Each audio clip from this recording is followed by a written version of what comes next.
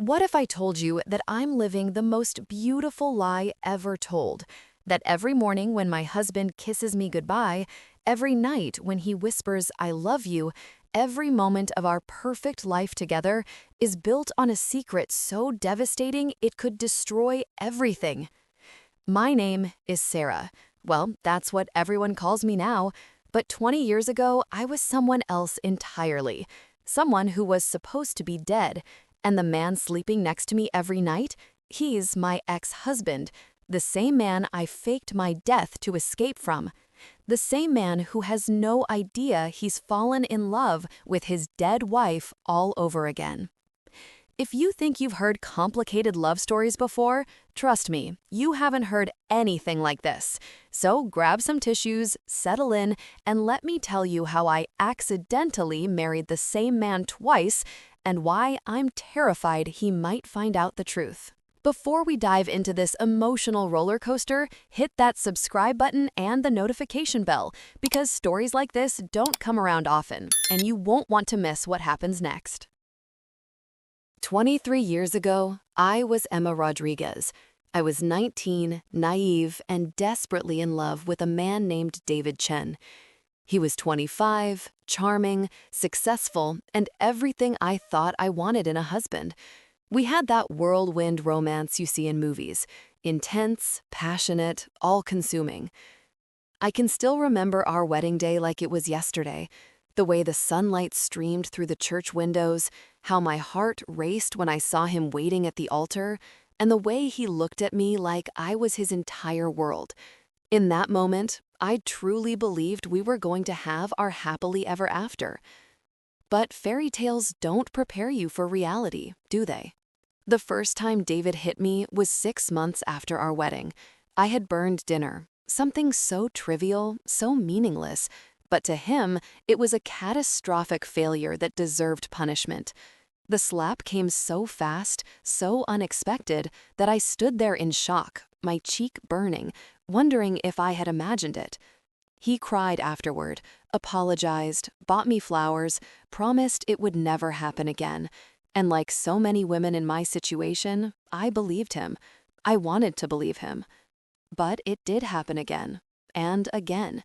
Each time, the excuses got weaker, the apologies less sincere, and the violence more severe.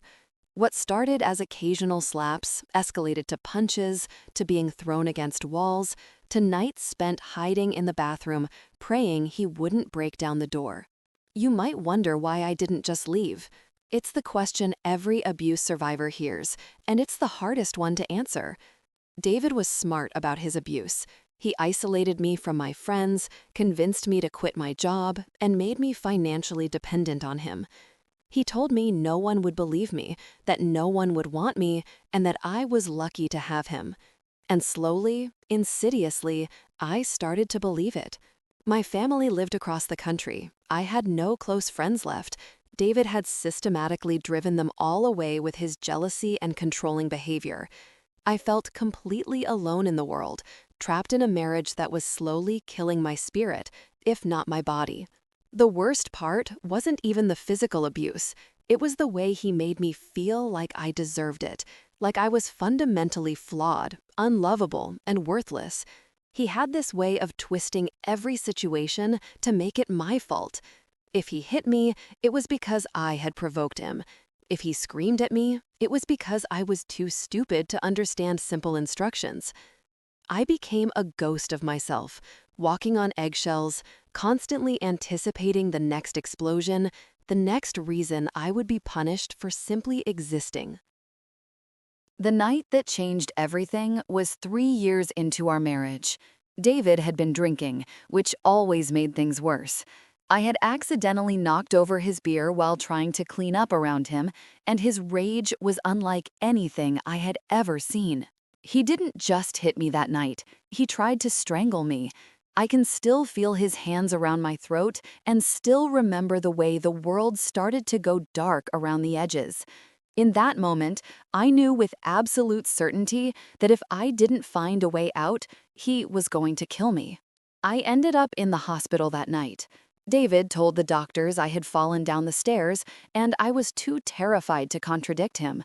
But something had shifted inside me.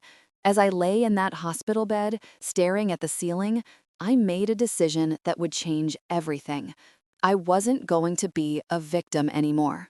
For the next 6 months, I planned my escape with the precision of a military operation. I researched everything: how to disappear, how to create a new identity, how to leave no trace behind. I learned about women who had successfully vanished from abusive situations, and I studied their methods. I started hiding small amounts of cash whenever I could. David monitored our bank accounts obsessively, but he didn't pay attention to grocery receipts. I would ask for cash back at the store and hide the money in a tampon box, the one place I knew he would never look. I researched places where someone could disappear and start over. Small towns where nobody asked too many questions, where cash could get you by until you figured out your next move. I memorized bus schedules and train routes. I planned my escape route down to the minute. The opportunity came during a particularly violent fight. David had thrown me against the kitchen counter so hard that I thought he might have cracked my ribs. As I lay on the floor, gasping for breath, he stood over me and said something that chilled me to the bone. "One day, I'm going to kill you, and no one will even care." That's when I knew it was time. I had been researching a particular stretch of coastline about 2 hours from our house, a place known for its dangerous currents and rocky shores. Several people had gone missing there over the years, their bodies never recovered. It was perfect for what I needed to do. I waited for a night when David was out of town on business. I took our car and drove to the coast, my heart pounding so hard I thought it might burst. I had rehearsed this moment 100 times in my mind, but actually doing it felt surreal, like I was watching someone else's life unfold. I parked the car as close to the cliff edge as I dared. I had brought a bag with me containing everything I needed for my new life: cash, fake identification documents I had managed to obtain, and a change of clothes. But I left behind everything that belonged to Emma Rodriguez. I scattered some of my belongings around the car: my purse, my shoes, and my wedding ring. I even tore my shirt and left a piece of it caught on a nearby bush. I wanted it to look like there had been a struggle, like something terrible had happened. The hardest part was leaving my wedding ring behind, not because I had any sentimental attachment to it anymore, but because it represented the final severing of my old life. As I placed it on the ground near the cliff's edge, I whispered a goodbye to Emma Rodriguez. She was about to die so that I could live. I had arranged for a friend from my past, someone David didn't know about, to pick me up a few miles down the coast. It was risky involving anyone else, but I couldn't do it completely alone. She drove me to a bus station 3 towns over, and we said goodbye without many words. She knew better than to ask questions. As I sat in that bus station, waiting for the 3 a.m. bus to take me to my new life, I felt a mixture of terror and exhilaration I had never experienced before. I was free, but I was also completely alone in the world. Emma Rodriguez was dead, and I didn't yet know who I was going to become. The bus ride took 18 hours. I spent most of it staring out the window, watching my old life disappear mile by mile. With each passing hour, I felt myself changing, becoming someone new. By the time I reached my destination, a small town in Oregon called Millbrook, I had decided on my new name, Sarah Mitchell. Millbrook was perfect for someone who needed to disappear. It was the kind of place where people minded their own business, where a woman could show up with cash and a sad story and find a place to stay without too many questions asked. I rented a small apartment above a diner, paying 6 months in advance. I told my landlord I was recovering from a bad divorce and needed a fresh start. It wasn't entirely a lie. The physical transformation came next. I had always had long, dark hair, David's preference. The first thing I did was cut it short and dye it blonde. I lost weight, changed my style of dress, and even learned to walk differently. I practiced speaking with a slight accent, just enough to throw off anyone who might have known Emma Rodriguez. But the most important change wasn't physical, it was psychological. I had to learn how to be confident again, how to speak up for myself, and how to exist without fear. It took months of practice, but slowly, Sarah Mitchell began to emerge as a real person, not just a disguise. I spent the first year in Millbrook working at the diner where I lived. It was honest work, and it gave me time to figure out my next move. I had always been good with numbers, something David had mocked me for, so I started taking online courses in accounting and business management. Within 2 years, I had earned my certifications and landed a job at a small accounting firm. My boss, Margaret, became like a mother to me. She never pried into my past, but she seemed to understand that I was running from something. She gave me opportunities to grow, to prove myself, and to become the person I had always been capable of being. By my 5th year in Millbrook, I had my own small accounting practice. I was successful, respected in the community, and most importantly, I was happy. I had friends, real friends, who cared about Sarah Mitchell, not because they had to, but because they chose to. I had built a life that was entirely my own. Learning to trust people again was one of the hardest parts of my transformation. David had convinced me that I was unlovable, that no one could be trusted, and that everyone would eventually hurt me. Breaking free from that mindset took years of conscious effort. I started small, casual friendships with coworkers, neighbors, and regular customers. I learned to recognize the difference between genuine kindness and manipulation. I practiced setting boundaries and saying no without feeling guilty. I discovered that most people were actually decent, that the world wasn't the dangerous place David had made me believe it was. I even dated a few times, though nothing serious. The men I met were kind, respectful, and nothing like David, but I always held something back.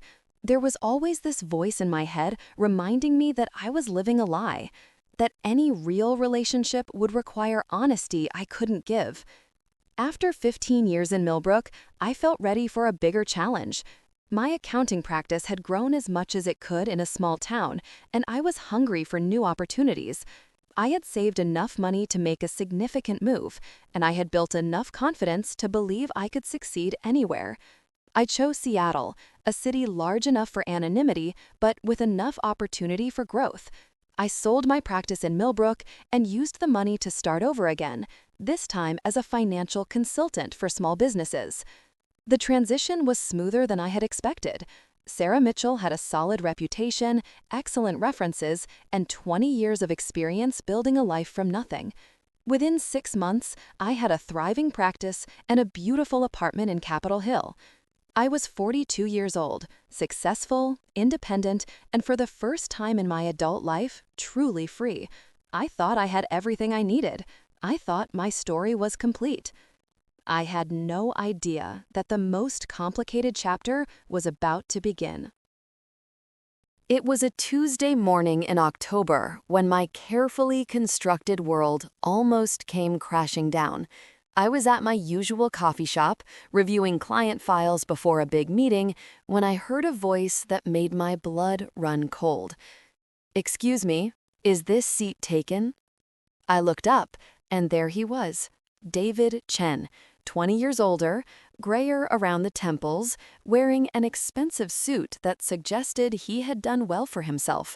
But it was unmistakably him, the man I had faked my death to escape, standing 3 feet away from me, asking to share my table. My heart stopped, actually stopped. For a moment, I couldn't breathe, couldn't think, and couldn't do anything but stare at the ghost of my past. This was it. This was how it all ended. He had found me. But then he smiled, a genuine, warm smile I had never seen on his face before, and said, "I'm sorry, I don't mean to stare, but you have the most beautiful eyes I've ever seen." He didn't recognize me. 20 years, 40 pounds, short blonde hair, and a completely different way of carrying myself had transformed me so completely that my own ex-husband was hitting on me like a stranger. I should have left immediately, should have made an excuse and gotten as far away from him as possible. But something kept me frozen in place. Maybe shock, maybe curiosity, maybe some twisted sense of fate. "I'm David," he said, extending his hand. "And you are?" "Sarah," I managed to whisper, my voice barely audible. We talked for an hour. He told me he was recently divorced and that he was in Seattle on business, but thinking about relocating.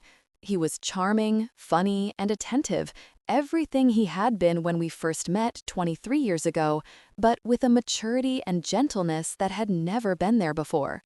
He asked about my work, my life, and my interests.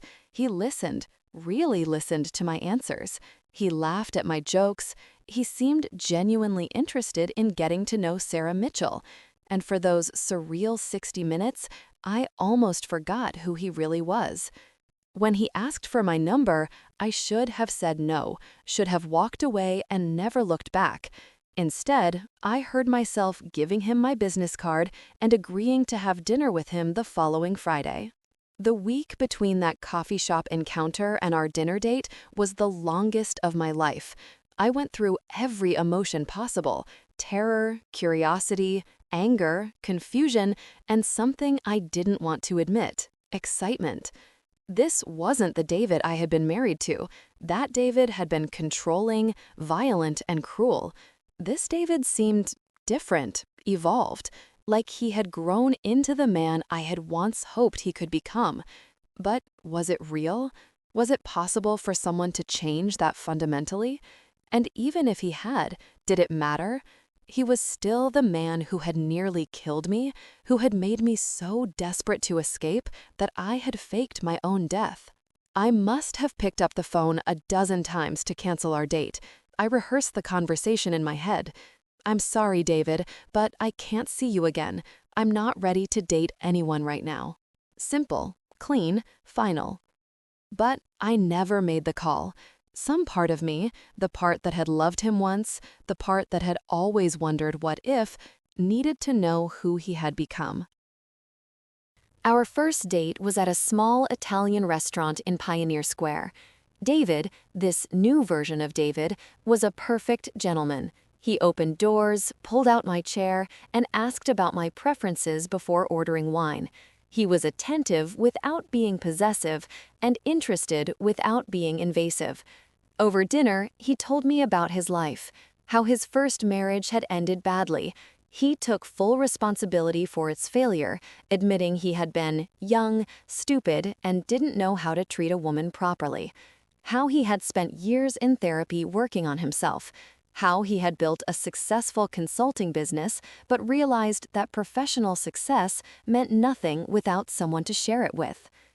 He asked about my past, and I gave him the carefully constructed story I had perfected over the years. Sarah Mitchell, divorced young, moved around a lot for work, and focused on building her career. He didn't push for details and didn't seem suspicious of the gaps in my history. As the evening went on, I found myself relaxing in a way I hadn't expected. This man bore so little resemblance to the David I had known that it was almost like dating a complete stranger who just happened to share the same name and face. We started seeing each other regularly. David was patient and respectful and romantic in ways that the old David had never been. He brought me flowers, not as an apology for hurting me, but just because he thought I would like them. He planned thoughtful dates based on things I had mentioned enjoying. He listened when I talked and remembered the details. Most importantly, he never tried to control me. When I said I needed to work late, he understood. When I wanted to spend time with my friends, he encouraged it. When I wasn't ready for physical intimacy, he respected my boundaries without question. It was everything I had dreamed our relationship could be 20 years ago, everything I had hoped for during those dark years of our marriage. And slowly, despite every rational thought in my head, I began to fall in love with him again. But it wasn't the desperate, naive love of my youth. This was deeper and more mature, built on genuine compatibility and mutual respect. Sarah Mitchell was falling in love with this new version of David Chen, even as Emma Rodriguez screamed warnings from somewhere deep inside me. 8 months after that first coffee shop encounter, David proposed. We were walking along the waterfront, watching the sunset paint the sky in shades of pink and gold, when he suddenly stopped and got down on one knee. "Sarah," he said, his voice shaking with emotion, "you've made me believe in love again. You've made me want to be the best version of myself. I know we haven't known each other long, but I've never been more certain of anything in my life. Will you marry me?" The ring was beautiful, a simple solitaire, elegant and classic, nothing like the gaudy, expensive ring he had given Emma Rodriguez, the one I had left on that cliff 20 years ago. I should have said no, should have told him I needed time to think, should have found some way to end this impossible situation before it went any further. Instead, I said yes. As he slipped a ring onto my finger and kissed me under that Seattle sunset, I felt like I was living in a dream, a beautiful, impossible, terrifying dream that I never wanted to wake up from. Our wedding was everything my first wedding hadn't been: small, intimate, and focused on love rather than spectacle. We were married in a garden ceremony with just a few close friends present. I wore a simple cream-colored dress, nothing like the elaborate gown Emma Rodriguez had worn. As I walked down the aisle toward David, I felt a surreal sense of déjà vu mixed with complete newness. Here I was, marrying the same man for the second time, but everything was different. I was different. He was different. Even our vows were different, more mature, more honest, and more real. When the officiant pronounced us husband and wife, and David kissed me as my husband for the second time in my life, I felt a completeness I had never experienced before. It was as if all the pain, all the running, and all the years of building a new life had led to this moment. I was Mrs. Chen again, but this time I was choosing it freely. The first 2 years of our marriage were the happiest of my life. David was an attentive, loving husband who treated me like an equal partner. We combined our businesses, with him handling the consulting side and me managing the financial aspects. We were successful professionally and blissfully happy personally. He encouraged my ambitions, celebrated my successes, and supported me through challenges. When I wanted to expand our business into new markets, he was my biggest cheerleader. When I struggled with a difficult client, he listened and offered advice without trying to take over. We traveled together, explored new restaurants, and hosted dinner parties for our friends. We talked about everything: our hopes, our dreams, and our fears. Well, almost everything. There was always that one massive secret sitting between us, invisible to him, but weighing on me every single day. Sometimes, lying in bed next to him, listening to him breathe in his sleep, I would wonder if this was what our first marriage could have been like, if we had both been different people. If he had been the man he was now, if I had been as strong as Sarah Mitchell instead of as broken as Emma Rodriguez had been. But happiness built on a lie is fragile, and I lived in constant fear that it would all come crashing down. Every time David mentioned his past, every time he talked about his first wife, I felt like I was walking on a tightrope over an abyss. He would say things like, "I wish Emma could see how happy I am now. I hope wherever she is, she's found peace." Or, "I'll always regret how I treated my first wife. She deserved so much better than the man I was then." The guilt was overwhelming. Here was this man who had genuinely changed, who had done the work to become a better person, and he was living with the belief that he had driven his first wife to suicide. He carried that guilt every day, and I was the only one who could absolve him of it. But doing so would destroy everything we had built together. I started having nightmares about him discovering the truth. In my dreams, he would find an old photo or run into someone who knew Emma Rodriguez, or somehow piece together the inconsistencies in my story. The dreams always ended the same way, with him looking at me with a mixture of betrayal, rage, and heartbreak that would haunt me for days. The first real scare came during our 3rd year of marriage. We were cleaning out David's storage unit, preparing to move to a larger house, when I found a box of his old belongings. Inside was our original wedding album, the one from Emma Rodriguez's wedding. My hands shook as I flipped through the pages, seeing my younger self smiling back at me. The woman in those photos looked so different from who I was now, but there were similarities that made my heart race. The shape of my eyes, the way I smiled, and certain expressions that time and transformation couldn't completely erase. David found me sitting on the floor of the storage unit, staring at the photos with tears streaming down my face. "Sarah, what's wrong?" he asked, kneeling beside me. I had to think fast. "I'm sorry," I said, closing the album quickly. "It's just, seeing how happy you were with her and how young and in love you both looked, it makes me sad to think about how badly it ended." He took the album from my hands gently. "I know it's hard to understand, but that marriage taught me everything about how not to treat someone you love.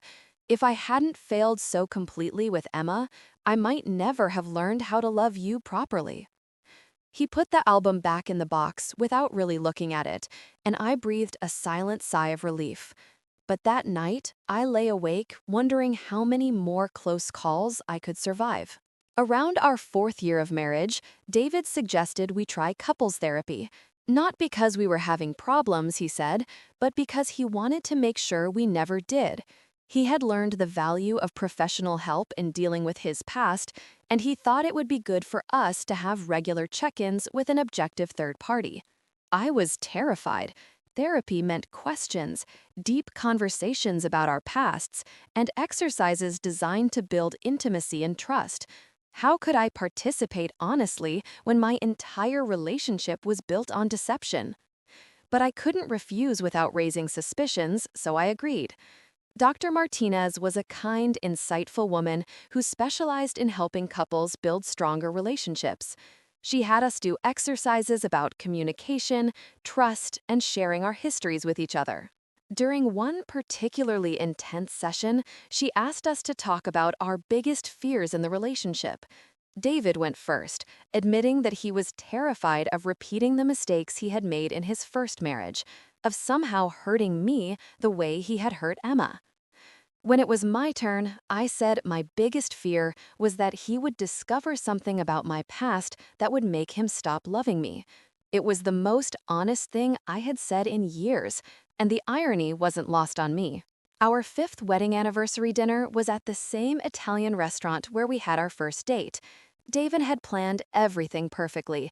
He even arranged for the same table and the same wine we had shared that first night. As we sat there, reminiscing about our courtship and early marriage, he reached across the table and took my hand. "Sarah," he said, his eyes bright with emotion, "these 5 years with you have been the best of my life. You've healed parts of me I didn't even know were broken. I love you more than I ever thought possible." I should have felt pure joy in that moment. Instead, I felt the crushing weight of my deception. Here was this wonderful man pouring his heart out to someone who didn't really exist. Sarah Mitchell was a creation, a carefully constructed identity built on lies and omissions. "I love you too," I whispered, and it was true. But which version of me loved him? Emma Rodriguez, who had once been his wife, Sarah Mitchell, who had fallen in love with the man he had become, or some hybrid of both, trapped between two identities and unable to fully embrace either. Everything started to unravel 6 months ago. David had been acting strangely, distant, preoccupied, and spending long hours on phone calls he wouldn't explain. I thought maybe he was planning a surprise for my birthday or dealing with a difficult client. Then I found the business card in his jacket pocket. Marcus Webb, private investigator. My blood ran cold as I stared at those words. Why would David need a private investigator? I couldn't ask him directly without revealing that I had been going through his things, so I lived in agony for weeks, wondering what he was investigating and whether it had anything to do with me. The answer came in the worst possible way. I was working late in our home office when David came in, his face pale and his hands shaking. He was carrying a manila folder that he set down on the desk between us. "Sarah," he said, his voice barely above a whisper, "we need to talk." My heart stopped as David opened the folder. Inside were photographs, documents, and newspaper clippings, all related to the disappearance of Emma Rodriguez 20 years ago. "I hired a private investigator," he said, not looking at me. "I know it sounds crazy, but I've been having these dreams about Emma, dreams where she's trying to tell me something, trying to communicate with me. I thought maybe if I could find out what really happened to her, if I could find her body and give her a proper burial, the dreams would stop." He pulled out a photograph, a missing person poster with Emma Rodriguez's picture on it, my picture, 20 years younger, with long dark hair and a haunted expression, but unmistakably me. "The investigator found some interesting things," David continued, his voice getting stronger. "Inconsistencies in the police report, questions about whether Emma really died that night, or whether she might have staged her own death." I couldn't speak, couldn't breathe. This was it. This was how it all ended. David looked up from the folder and stared directly at me. For a long moment, we just looked at each other in silence. Then, slowly, recognition dawned in his eyes. "Oh my God," he whispered. "Sarah, you're Emma." I wanted to deny it, to maintain the lie that had protected me for so long. But looking into his eyes, seeing the mixture of shock, hurt, and something that might have been relief, I couldn't do it anymore. "Yes," I said, my voice breaking. "I'm Emma Rodriguez. I'm your dead wife." The silence that followed was deafening. David sank into the chair across from me, his face cycling through a dozen different emotions: shock, betrayal, anger, confusion, and underneath it all, a pain so deep it made my chest ache. "You've been alive this whole time," he said finally. "All these years, I thought I had killed you. I thought my abuse had driven you to suicide, and I've been living with that guilt every single day. And you've been here. You've been right here, and you let me believe I was a murderer."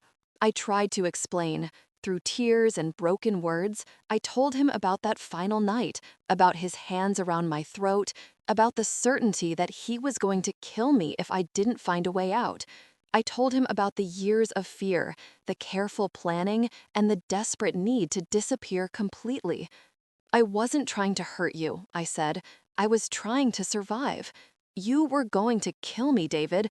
Maybe not that night, maybe not the next, but eventually your anger was going to go too far and I was going to end up dead for real." He listened without interrupting, his face a mask of pain and regret. When I finished, he was quiet for a long time. "You're right," he said finally. "I was going to kill you. Maybe not intentionally, but my rage, my lack of control, it was escalating. If you hadn't left when you did, I probably would have killed you and then killed myself out of guilt and horror at what I had done." He looked at me with eyes full of tears.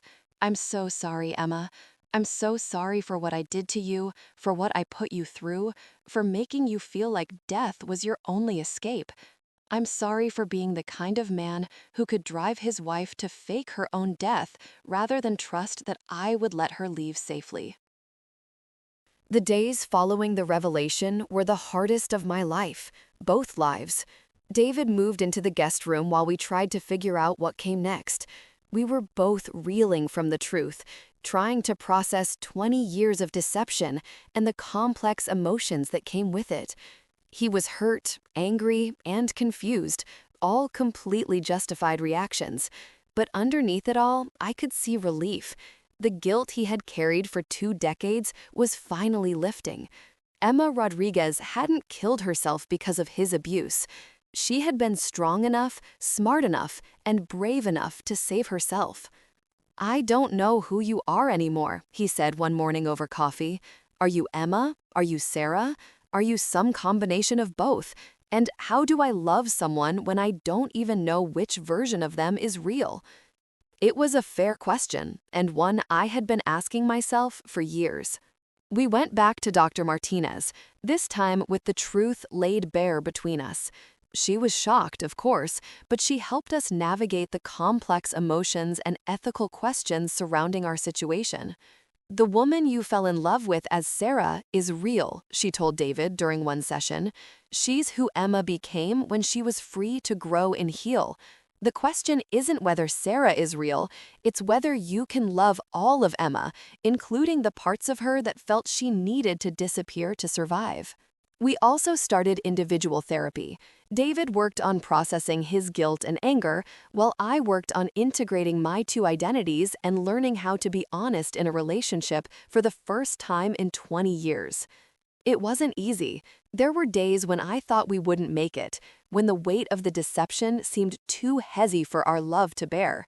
But slowly, painfully, we began to rebuild our relationship on a foundation of complete honesty. 3 months after the truth came out, David asked me the question I had been dreading. Do you want to stay married?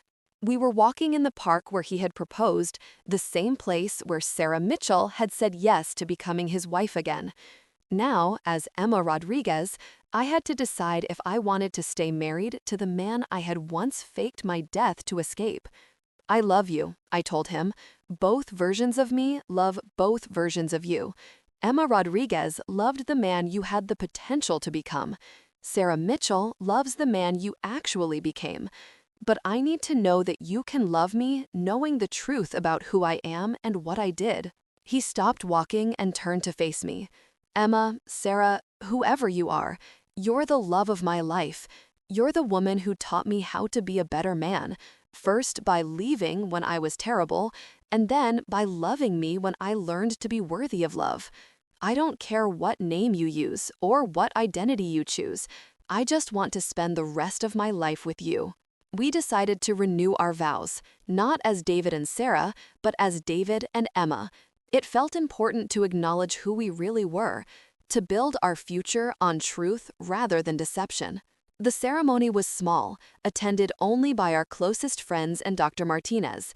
I wore my hair long and dark again for the first time in 20 years. I wanted David to marry all of me, Emma Rodriguez and Sarah Mitchell, the broken girl who had fled and the strong woman who had returned. Our new vows were different from both of our previous weddings. They acknowledged our past, our mistakes, our growth, and our commitment to complete honesty going forward. I promised to love you as Emma Rodriguez, the brave woman who saved herself. I promised to love you as Sarah Mitchell, the strong woman who built a beautiful life. And I promised to love whoever you become as we continue to grow together. When I spoke my vows, I promised to never run away again, to trust him with my truth, and to build our future on the foundation of who we really were, not who we pretended to be. That was 6 months ago. Today, I'm sitting in our kitchen watching David make coffee the way he does every morning, and I'm struck by how normal it all feels. We're the same couple we were before the truth came out, but somehow completely different. I go by Emma again now, though some of our friends still call me Sarah. I've learned that identity is more fluid than I once thought. I'm both women, the frightened girl who ran away and the confident woman who built a new life. I'm the wife who was abused and the wife who is cherished. I'm the woman who faked her death and the woman who chose to live authentically. David is different too. The guilt he carried for 20 years is gone, replaced by a deep appreciation for second chances and the power of redemption. He's more patient, more grateful, and more aware of how precious our love really is. We're still in therapy, and probably always will be. Rebuilding trust after such a massive deception takes time, and we're both committed to doing the work. Some days are harder than others. Sometimes David looks at me and I can see him wondering what else I might be hiding. Sometimes I catch myself falling back into old patterns of secrecy and have to consciously choose transparency instead. But we're making it work. Our business is thriving.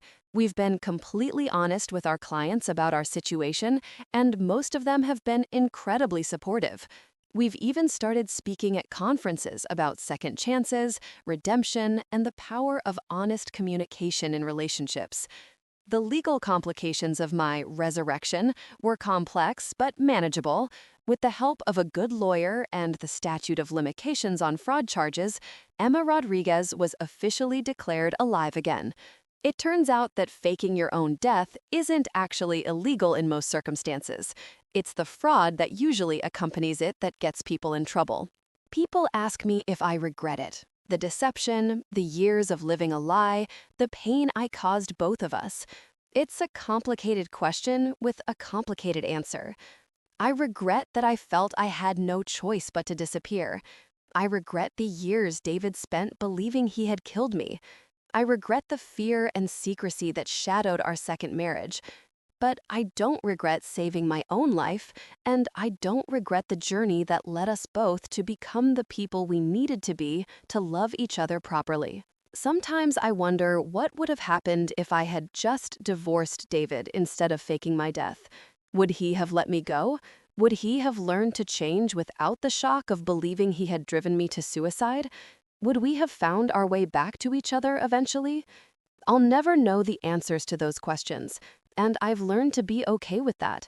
The path we took was messy, complicated, and unconventional, but it led us to a love that's deeper and more honest than anything I could have imagined. So that's my story. The story of how I married my ex-husband twice, how I built a life on a lie that somehow became the most honest relationship I've ever had, and how love really can conquer all, even the most impossible circumstances. If you're in an abusive relationship right now, please know that there are resources available to help you leave safely. You don't have to fake your death to escape. There are people who can help you build a new life without having to disappear completely. If you're someone who has hurt the people you love, please know that change is possible. David's transformation wasn't easy or quick, but it was real. With professional help, genuine commitment, and a willingness to do the hard work of examining your behavior and its impact on others, you can become the person you want to be. And if you're someone who's living with secrets, carrying the weight of deception in your relationships, I want you to know that the truth, however painful, is almost always better than the lie. It might be scary, it might be messy, but authentic love can only grow in the soil of honesty. Thank you for listening to my story, for staying with me through all the twists and turns of this incredible journey. If this story touched you, if it made you think, if it gave you hope or helped you in any way, please give it a thumbs up and share it with someone who might need to hear it.